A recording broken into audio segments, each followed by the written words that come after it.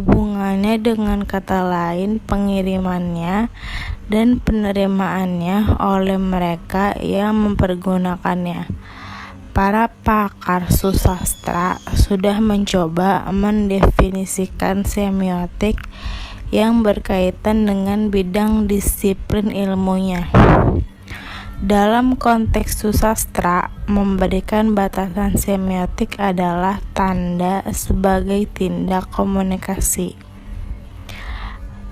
Ia kemudian menyempurnakan batasan semiotik itu sebagai model sastra yang mempertanggungjawabkan semua faktor dan aspek hakiki untuk pemahaman gejala susastra sebagai alat komunikasi yang khas di dalam masyarakat manapun. Dik Hartoko memberi batasan semiotik adalah bagaimana karya itu ditafsirkan oleh para pengamat dan masyarakat lewat tanda-tanda atau lambang-lambang.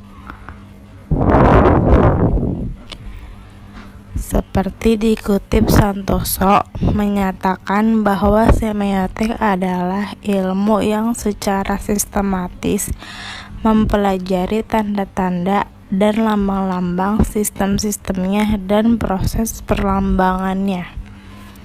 Batasan yang lebih jelas dikemukakan primer. Dikatakan semiotik adalah ilmu tentang tanda-tanda. Ilmu ini menganggap bahwa fenomena sosial atau masyarakat dan kebudayaan itu merupakan tanda-tanda. Semiotik itu memungkinkan tanda-tanda tersebut mempunyai arti. Tanda-tanda adalah basis seluruh komunikasi. Manusia dengan perantara tanda-tanda dapat melakukan komunikasi sesamanya. Banyak hal yang bisa dikomunikasikan di dunia ini. Kajian semiotika sampai sekarang telah membedakan dua jenis semiotika, yakni semiotika komunikasi dan semiotika signifikasi. Yang pertama menekankan pada teori tentang produksi tanda yang salah satu diantaranya mengasumsikan adanya 6 faktor dalam komunikasi, yaitu pengirim, penerima kode atau sistem tanda, pesan, saluran komunikasi, dan acuan atau hal yang dibicarakan. Yang kedua, memberikan tekanan pada teori tanda, pemahamannya dalam suatu konteks tertentu. Pada jenis kedua, tidak dipersoalkan adanya tujuan berkomunikasi. Sebaliknya, yang diutamakan adalah segi pemahaman suatu tanda sehingga proses kognisinya pada penerima tanda lebih diperhatikan daripada proses komunikasinya. Semiotik adalah suatu ilmu atau metode analisis untuk mengkaji tanda. Tanda-tanda adalah perangkat yang kita pakai dalam upaya berusaha mencari jalan di dunia ini, di tengah-tengah manusia dan bersama-sama manusia.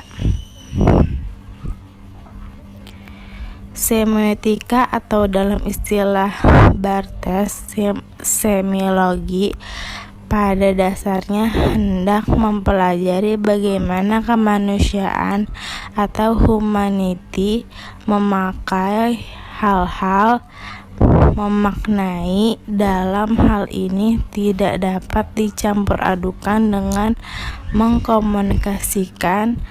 Memaknai berarti bahwa objek-objek tidak hanya membawa informasi.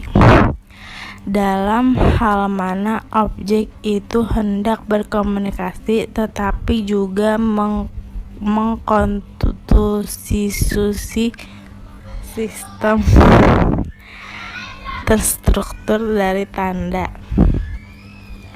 Suatu tanda menandakan sesuatu selain dirinya sendiri, dan makna atau meaning ialah hubungan antara suatu objek atau idea dan suatu tanda. Konsep dasar ini meningkat bersama seperangkat teori yang amat luas berurusan dengan simbol, bahasa, wacana, dan bentuk-bentuk nonverbal.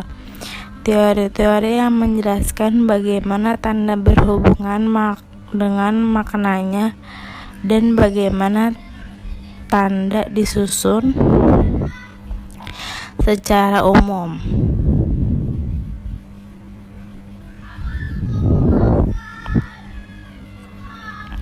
Studi tentang tanda merujuk kepada semiotika.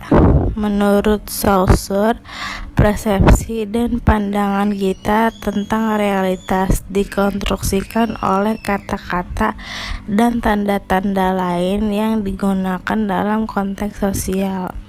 Hal ini dianggap sebagai pendapat yang cukup mengejutkan dan dianggap revolusioner, karena hal itu berarti tanda membentuk persepsi manusia lebih dari sekedar merefleksikan realitas yang ada. Ide dasar semiotika ini berangkat dari pesan kode. Penyampaian pesan tersebut satu-satunya disampaikan dengan kode. Oleh karena itu, terdapat proses encoding dan decoding dalam komunikasi.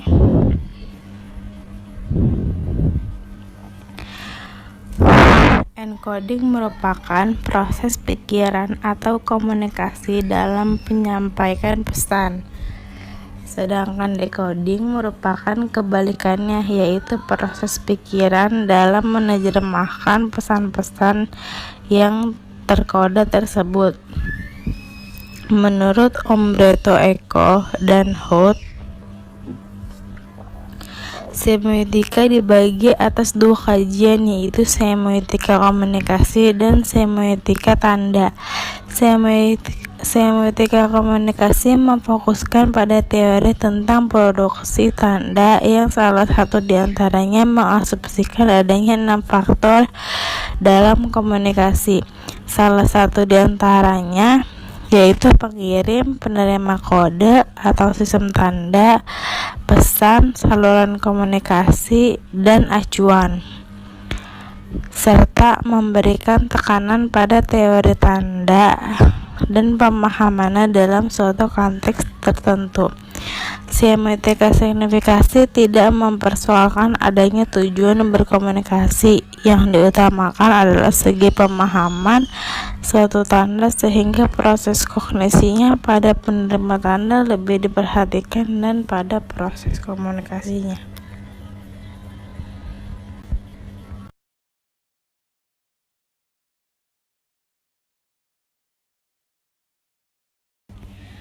Terima kasih yang sudah menonton video ini. See you.